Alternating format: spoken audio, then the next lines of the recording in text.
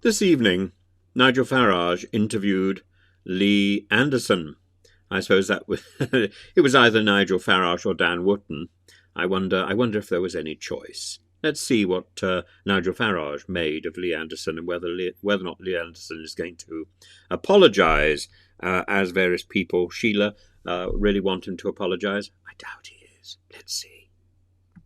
This time you have caused total and utter outrage. I listened to the Today programme on the BBC. They were barely able to control themselves because you've told illegal immigrants to F off back to France if they don't like going on the barges, the Bibby Stockholm, in Portland Harbour. Lee, you know, all of us at times in life go a bit too far and we need to admit perhaps we've made a bit of a mistake. Are you apologising for the words you've uttered? No. Do you not think the use of the F word in this context was perhaps bad taste? No, I'll tell you what it was, Nigel. It's born out of frustration. It's born out of me being absolutely furious. Not just me that's being furious, my constituents and millions of people up and down the country, and I guess including yourself in this as well. They're furious, the fact that these, and I hate the word asylum seekers because they're not, they're illegal economic migrants that are coming over in their thousands there, and they're being enabled by these charities. And the nerve of it, Nigel, I've been to Calais. I've seen these migrants living in one-man tents, living in absolute squalor. Then they get here and we do our best. We bend over backwards to put them in decent accommodation. And all of a sudden they get a choice. Let's not forget, Nigel, this barge, we've got workmen in the oil industry, grafters living on these barges, doing a good job for this great country of ours, and they never complain once. It makes me sick to the pit of my stomach when these lefty lawyers, the charities, the human rights campaigners saying it's not good enough. And like I say, if it's not good enough, then it should go back to France. In stronger words. In stronger words. No, absolutely. Now, the point is, of course, we know that the Bibby Stockholm was used in the Netherlands and that an undercover reporter got onto the barge and described it as worse than a jail. So it already has a reputation. Whether Lee Anderson says that oil workers who chose to be oil workers and chose those conditions have lived on similar barges as well. The point is that these people are forced to live there, and there are many other alternatives. One of them is that they could work. One of them is that they could rent their own property. One of them is that we could build proper accommodation for them if we think this is a migrant problem for the foreseeable future. We can't constantly be pasting things together in some sort of Blue Peter, Valerie Singleton, sticky tape and plaster approach to real serious conditions about real people who may have suffered torture and inhumane treatment and be fleeing war. You can't just assume that everybody is an illegal migrant, Lee. That is unfair, unreasonable, and it stokes up prejudice. Let's hear what else he's saying. Now, Care for Calais say that many of these people have been through traumatic journeys across the Mediterranean and perhaps across the English Channel too, and therefore they can't go on the barge because they have a fear of water. Do you not have some sympathy for the Care for Calais argument? No, none at all, Nice. I've met these people that work for Care for Calais. Look, if they've got a fear of water, what the hell are they doing getting on a rubber dinghy, 50 to a rubber dinghy and crossing the Channel, the most dangerous shipping lane in the world? If anybody believes that argument that they're scared of water, then quite frankly they need carting off somewhere. Well, I'm afraid, Lee, you're going to have to arrange for the vans to come and cart me off, because I think it's perfectly understandable that if somebody risks their life on a trip across the English Channel, and it is as harrowing and as terrifying as you described, then there's every good reason why somebody will be left with PTSD and will be absolutely triggered by the thought that they're going to be put on a boat for the foreseeable future without a clear statement of when that's going to end. So, yeah, absolutely. And winter is approaching. Why would you want... If you have any choice about the matter, And the lawyers are, no doubt, offering some sort of choice. If you have any choice about the matter, I think you wouldn't want to be on a boat.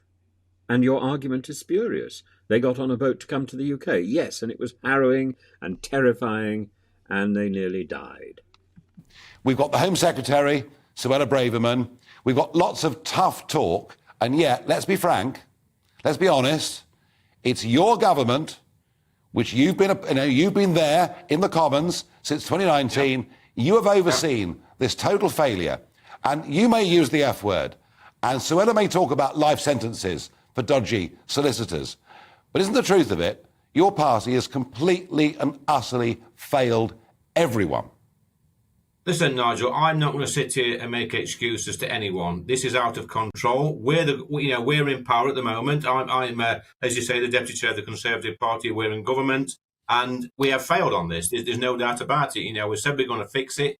It is a failure. Look, we have got policies in place, and I know it's a bit hard for the British public at the moment to actually understand what we're trying to do with the Rwanda flights and the changing legislation, the illegal migration bill. And it seems very slow, it's cumbersome. We're up against it, Nigel, let's be honest. We've got the lefty lawyers, we've got the human rights campaigners, we've got the charities, everything's against us. But no, I'm not making excuses, it's slowing us down. If the whole of Parliament was behind us in this, I'm sure this would have got through by now. But look, I'm not going to sit here, Nigel, and make excuses. It makes me sick every time I see a boat come across the channel. It makes me furious when I see them put in hotels and on barges. And I've been contacted tonight by an old soldier that served in Ireland in the 70s. And he told me that he was 19 years old in Northern Ireland and they were cramped in these barracks. They couldn't leave for 20 hours a day and they weren't sure whether or not they was going to come home alive. Now, if we can treat our own soldiers like that, then these migrants need to look up and think this is a great country. The issue is not whether we've treated soldiers better or worse. The issue is that these are our guests. They've come to us, they've asked for hospitality, and we're treating them like prisoners.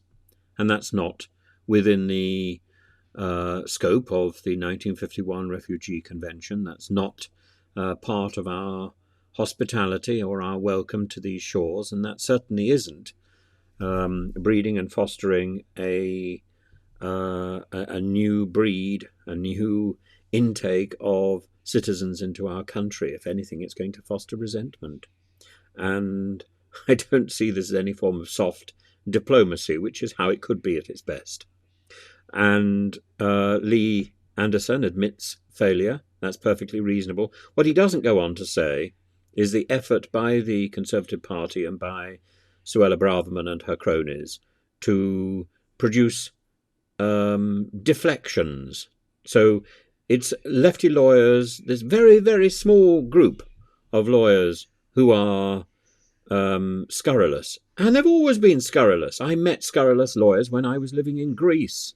I met scurrilous lawyers who were dealing with immigration in exactly the same way, dealing with asylum in exactly the same way as these cheats are in the UK. It's not so difficult to find them. I could give you an entire address book of such lawyers, particularly in Greece. I'm not sure I could be so effective in the UK. But I'm sure they're still there, still peddling the same rubbish in Greece. These people exist, of course they exist, because they're lazy, and not so much because they're lefty. They're lazy. Lazy lawyers. It's still alliterative. It still works, Lee's lazy lawyers. But it's a slightly different target, because once again, you're trying to do two things at the same time. It doesn't really work. You're going to end up sort of standing there in your underwear looking ridiculous.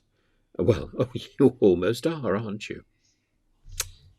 Let's have a look at what the legal profession has to say about these lefty lawyers and why this is an unfair targeting, because the majority of lawyers are working very hard to do the job. They are there to represent their clients, not to represent Suella Braverman.